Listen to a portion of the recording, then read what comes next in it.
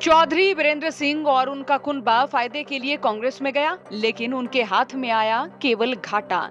जी हां, इन विधानसभा चुनाव में जहां एग्जिट पोल्स में कांग्रेस की सरकार बनती दिख रही थी, तो वहीं चुनावी परिणामों ने एग्जिट पोल्स के आकलन को पानी पानी कर दिया और बहुमत से सरकार बनाई भारतीय जनता पार्टी ने। लेकिन इसी बीच कांग्रेस की आंधी तूफान और सुनामी बताए जाने वाले माहौल में जो नेता भारतीय जनता पार्टी छोड़कर कांग्रेस में गए, वे भी ठगे नजर आ रहे हैं। इनमें चौधरी वीरेंद्र सिंह का कुनबा और अशोक तंवर का नाम शामिल है। ना तो अशोक तंवर को कांग्रेस में फिलहाल तक कुछ सियासी रुतबा मिला और ना ही चौधरी वीरेंद्र के कुनबे का सियासी रुतबा बढ़ा।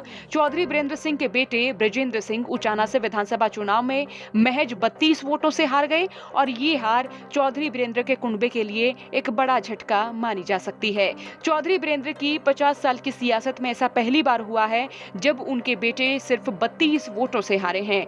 अभी तक चौधरी वीरेंद्र सिंह के कुनबे के लिए उचाना सीट उनकी घरेलू सीट रही, जो उनके लिए किसी भी हालत में सेफ सीट मानी गई। लेकिन साल 2024 के विधानसभा चुनाव में ये सेफ सीट भी उनके हाथ से फिसल गई। उचाना सीट से हार के बाद चौधरी वीरेंद्र सिंह के कुनबे की सियासत एक झटके में ही डावाडोल होती नजर आ रही है।